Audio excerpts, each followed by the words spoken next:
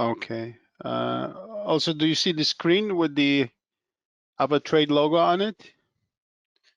If someone can, okay, great. Thank you very much. Appreciate your help. You're very, very helpful here. So I just want to share a few things what we're gonna do today, and I'm gonna try not to make it too long. At the same time, not too short, not boring, interactive maybe. And the bottom line that everybody will leave with some kind of practical ideas and knowledge, and just try to contribute positive things that everybody will take something away from this webinar. Okay, so I'll just start with this. It's our contacts for those of you that first time coming to our webinars. You can contact us at Twitter, of course, and there's a YouTube channel that contains a lot of information, including tutorials and the webinars that are being recorded. It's really a lot of useful, practical information that can contribute to your development as a trader. And before we go any further, I would like to, of course, read the risk warning disclosure. Any capital markets and trading information disclosed in this webinar is provided for informative purpose only and should not be construed or applied as investment advice, a recommendation, or a suggestion. CFDs are complex instruments and come with a high risk of losing money rapidly due to leverage. 71% of retail investor accounts lose money when trading CFDs with this broker. You should consider whether you understand how CFDs work and whether you can afford to take the high risk of losing your money. And you can find the full disclosure at our website at avatrade.com. Okay, so we got that out of our way, and I just want to ask you also if you can type in. I would like to know how many of you really are trading Bitcoin or somehow involved in trading Bitcoin. Maybe you are all-time investors, or you just write if you are involved with Bitcoin in one capacity. In what capacity are you trading? Are you looking to trade? Are you invested in it, and so on? Great. Got some feedbacks. Trading CFDs, yes, only buy Bitcoin.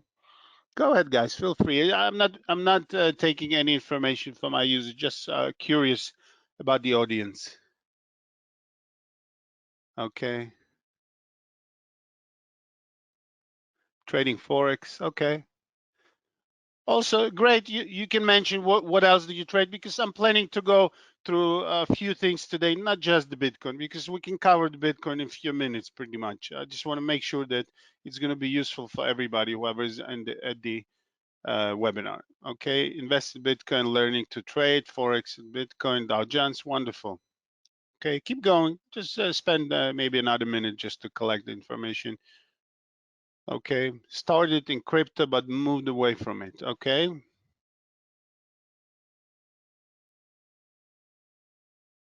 Wonderful. Thank you very much for sharing, all of you. So we have some Forex traders, we have people that are involved in Bitcoin, some investors, some are traders that are buying and selling. We have people that trading Dow Jones, NASDAQ, Forex, and so on. Wonderful. So I just want to structure today. We have about 30 minutes for today. So what I would like to do today, I will start with in general, what's happening in the markets and what's the key focus and key areas that are being followed by Wall Street or by the traders all over the world in general. Now, when I say Wall Street, I don't mean just that small street where I used to work in New York City. It just means the trading community, the world trading community in general. And we'll talk about that. We'll bring up a few instruments that are being affected lately. And then I will move to a few articles on Bitcoin specifically. And then we'll move to the chart of the Bitcoin, trying to see what potentially we could expect out of Bitcoin. Okay. And if any of you have special requests, maybe you would like to maybe look at certain things, if you can write, if that's something that we can do today, I'll be happy to. Okay. You can do that during the presentation if you'd like. You can type it either in the chat or the question, and I'm going to look into it. And if I have time, we'll look specifically to those instruments or aspects that you're looking for. Okay, so I'm going to switch now to the MT4 platform really quickly. Okay, and again, I will need your help to confirm that you see the platform right now, the chart. Great. Thank you very much, Dean. Okay, so we'll find, I like to look at it. I personally, I've been trading for 21 years and I'm working with customers and traders for maybe the past 11 years. So I like to look at the markets in different layers. First, I just zoom out all the way as far as I can go from any specific markets, and I like to see what really driving the markets, what's happening on the markets, what could be potentials, because I like to participate in the market, but I like to really see things a little bit ahead of time so I can make a plan. Okay, and this is something that working for me. So few things that affect the markets. Unfortunately, there's COVID. It's still on. There was a little bit of excitement, traveling opening, then things got shut down again, and the masks and the booster shots and new vaccinations, and now the new pill of Merck is coming, and it was excited. It moved Dow Jones high when the announcement came. Now some scientists said that the pill is coming with some side effects and danger. And I mean, you can say it about any medication. It cures one thing and then hurts another.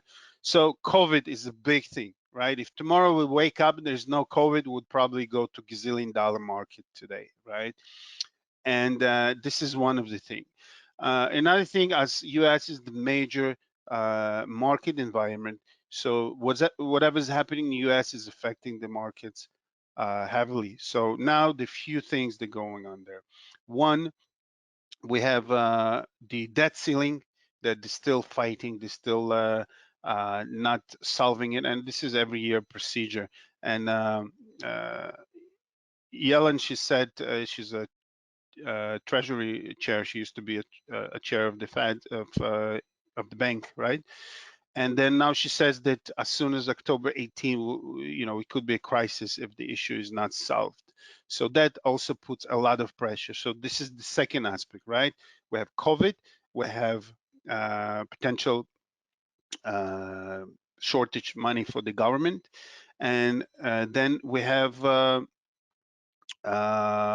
big thing with the Feds. We have tapering. They started in the last meeting. They indicated directly that they will start tapering probably starting November, and the whole tapering. So the whole money that was flooded the market will slowly be cut, and by the end of next year, we'll probably go to normal as far as of today, they're putting $120 billion in different, it's a mixture of bonds and other securities, I think mortgage supported securities, and slowly they will cut it off, so will be no free money. And the most important thing is the potential increase in interest rates.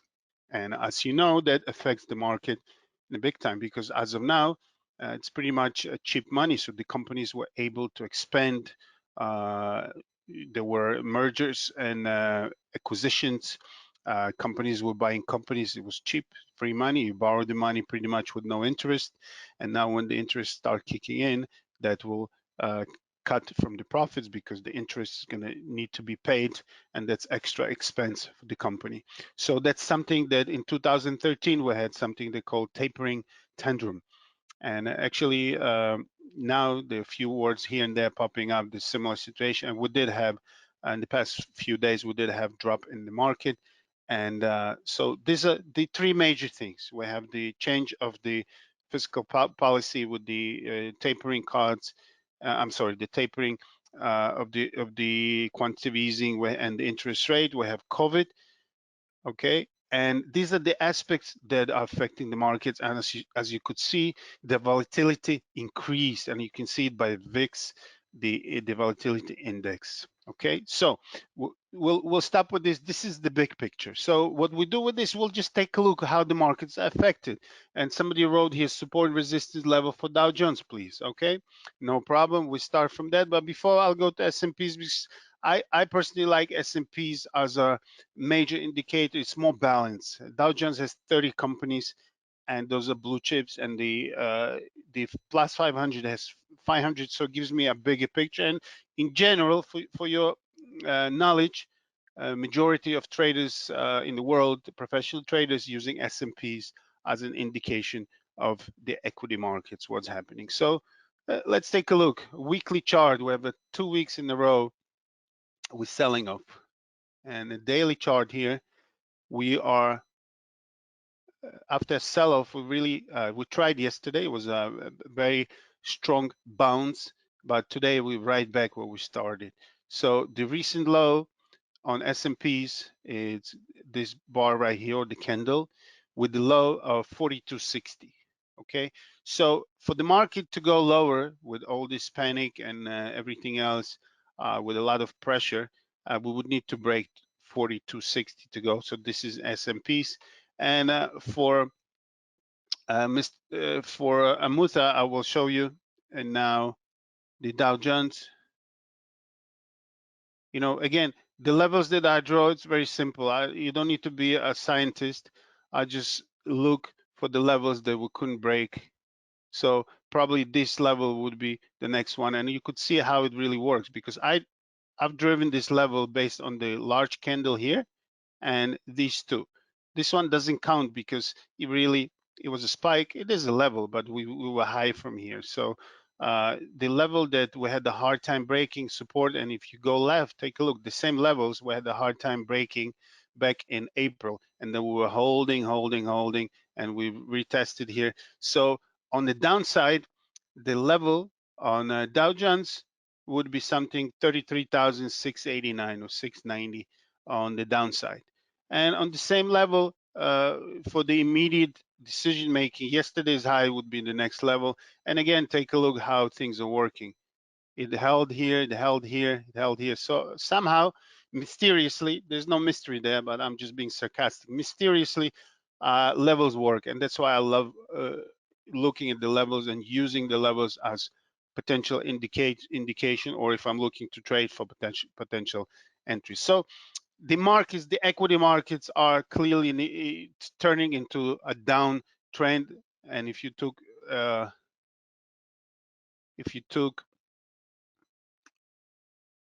if you just connect a few things and make a trend, we're clearly switching to the downtrend from here.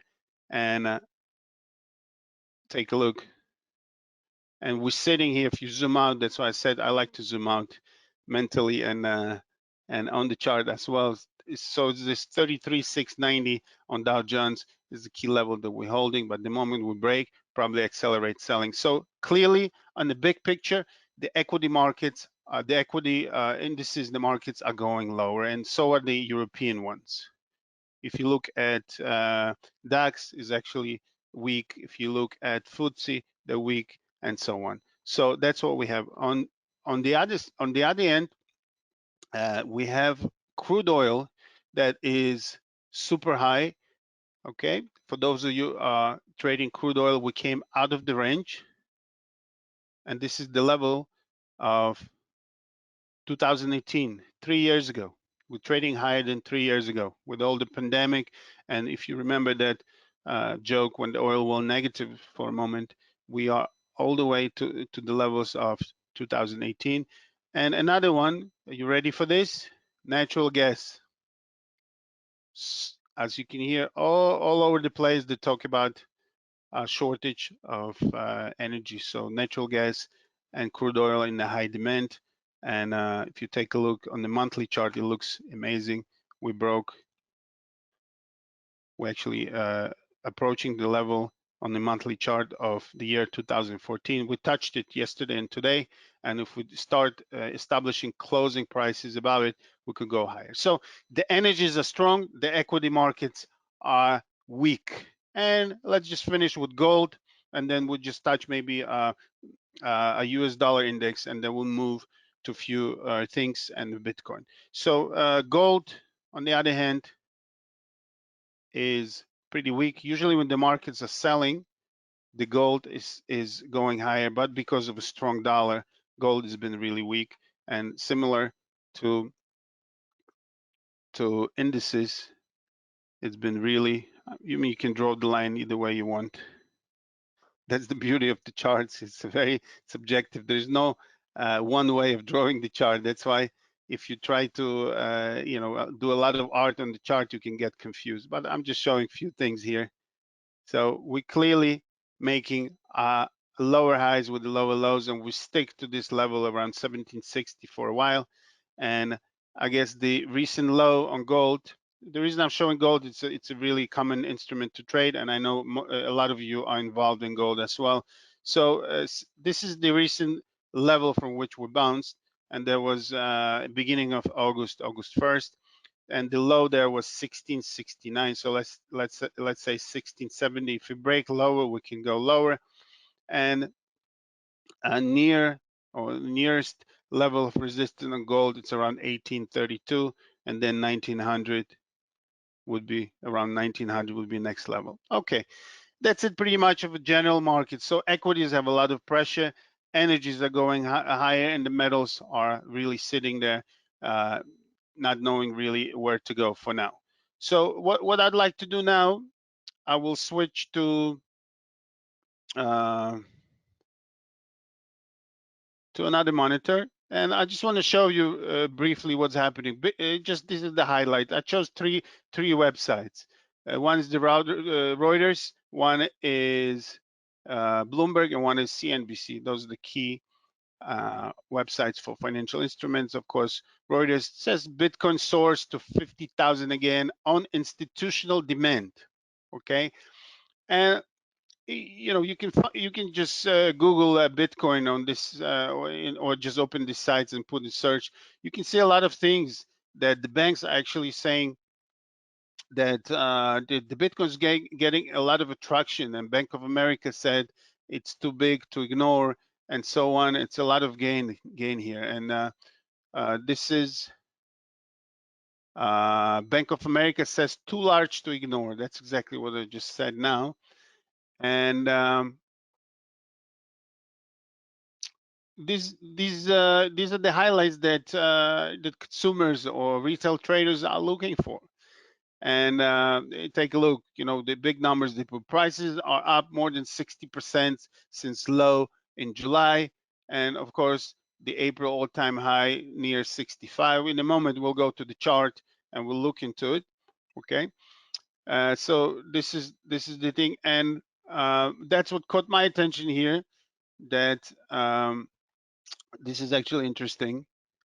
Right here, long-term holders now make up more than 80.5% of total supply, which has historically led to large rallies over 6 months. So the holders, that means it's not just the speculators, are people really the holders? What does it mean? It's like some of you wrote here that you investing or you bought and you hold. That's exactly what it is. What it means, that means the majority of the Bitcoin holdings are people, they're just holding it. They investors, they are following it, just holding it and waiting for it to go 100,000 or whatever the highlights were there, 250,000, a million. I don't know what what the future will bring, but these are not just day traders that are trying to catch a quick buck, and that means that it's really stabilizing it, and eventually it could shoot up.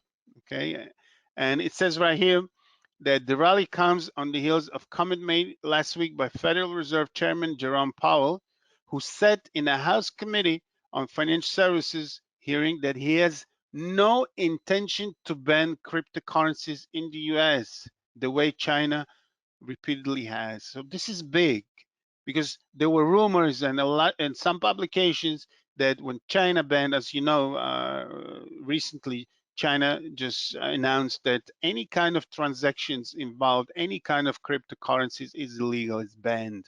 and the market, everybody starts saying the US is next and so on. So Powell really clarified it, and since then we went higher on Bitcoin. Okay, so let's move back to MT4, and if you can just confirm that you see the chart, because sometimes I start talking and the chart is not there. If somebody can just confirm that we're back to MT4.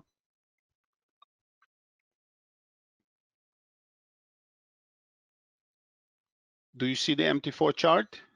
Great, thank you very much, Dean.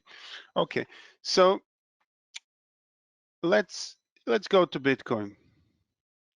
At the end, that's actually the topic of the webinar today. Okay, so let's take a look. Let's just zoom out on Bitcoin, and this is the monthly chart. This is the largest time frame supported by MT4. Take a look. We went from 10,000 after a third attempt to break. We went straight, and I mean straight for 1, 2, 3, 4, 5, 6 months. And in March, we hit the high of 61,693, and in April, we hit almost 65,000, 64,815. And then the following month, we just give away almost 3 months of advance. And then we briefly retested the 30s or 30,000, and then 2 months we went higher from there. So, and now we try to really challenge the last month high. So 52,865. Okay, this is the level that we need to break. 52,865. This is the level of the last month high, so we need to challenge that. Take a look. I switched to weekly chart, and you could see how we were holding about that level, and then we went straight to 30,000 or below, a little bit below. Then we came back, and this level it's been holding for a while now.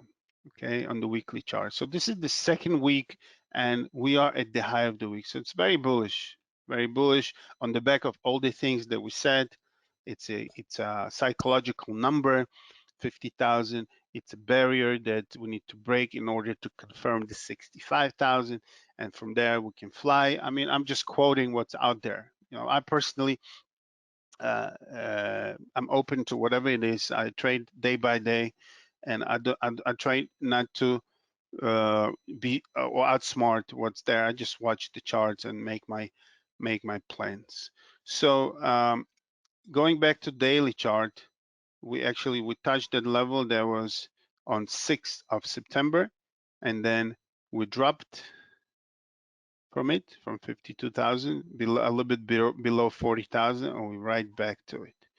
So I just want to hear from you. How many of you are thinking that we are breaking easily here, considering what's happening and the announcements and everything? Or just write in 2 words your opinion. Would you be a buyer at 52,000 or 53,000, or would you try to catch a pullback? What would you do? What's your instinct telling you? Dean is buying, okay. So would you buy above the level? Or would you buy now, not waiting for that confirmation? Catch pullbacks, okay. Wonderful. Okay. So let's take a look at the possible scenarios here.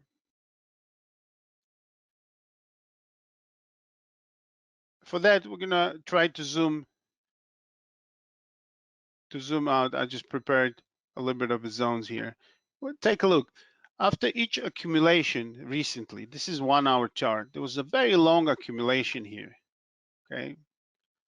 And like I said, you started from a monthly, weekly, daily, 4 hour, and then you go maybe hourly, even smaller time frame for more precise entries, right? and I'm sure you agree with that. Why overpay if you can just catch these pullbacks or these pullbacks and you can actually have a better entry here? So take a look. This accumulation took about 68 hours, right? 68 hours. And after that, excuse me, I just have a sip of water. Sorry about that. So after all this accumulation, Bitcoin just went high. So what I'm trying to say, we have to look for these things, okay?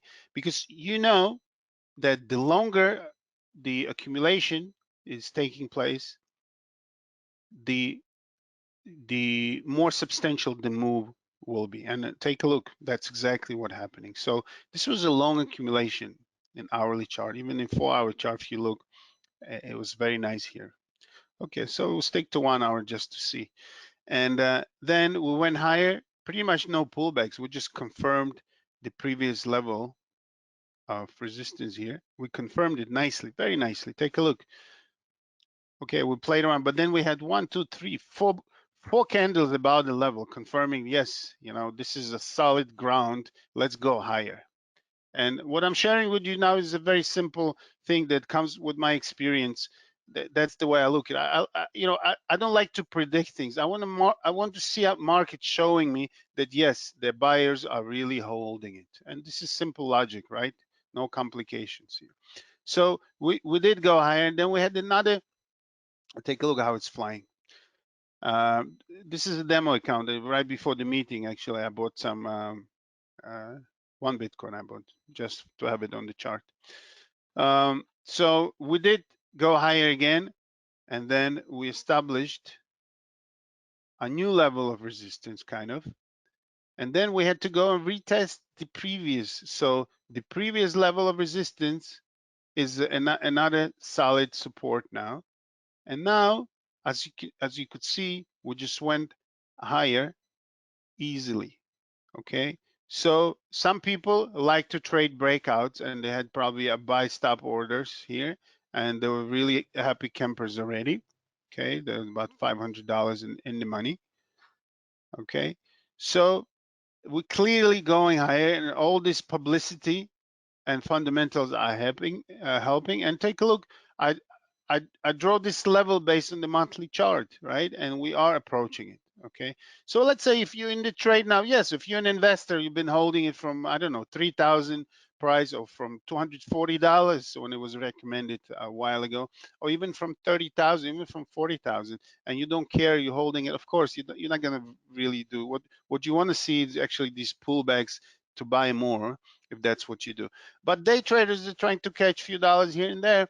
They really will be paying attention to this level here, okay? Because this is a key level from which we just vertically fell down, okay? And that's something that we will be careful around these levels here. So 52, 52,819, let's say, or 52,900. And what's the big picture? If we break this level, the next one is something, why did I drive this? Why did I put this level here? Because after a long move, this was the first pretty much real stop with a real pullback. So the high here is 55.8. So let's say 55,900 or 56,000 roughly. This would be the next stop potentially if we're really robustically going up. But unless something crazy happens, it's going to be hard to in one shot to break this level. So maybe we should expect some hard battles, some hard fights around this 52, 53,000 area. Okay, and the big, of course, the big target is from here. If we break this 58 level and the 60,000 level, it's the confirmation of this. So this is our big point from which, if we break, there's no other indications, we can go and fly anywhere in the world. Okay, and that's the Bitcoin for you. And I hope that the way I showed it to you, from the larger time frame to the smallest one, it makes sense. And if you want, we're pretty much out of time. But if you have a few small questions, I'll be happy to address them. Please go ahead.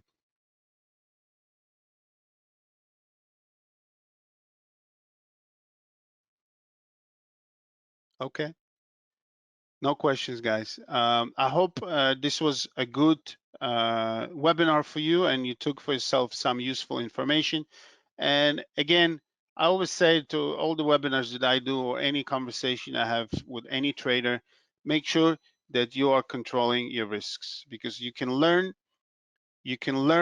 how to trade, you can find your style and so on, but success in trading comes from self-discipline and risk management. And that's something that all of us need to work on.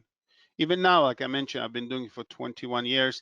Yesterday, as I was stubborn, I didn't believe in this fake rally and I was shorting it. And I was just getting kicked out on the stops. But even on the stops, I did control, of course, my losses. But instead of just waiting for that wave to go higher, I should have just started shorting it tonight or this morning. It would be in a better shape.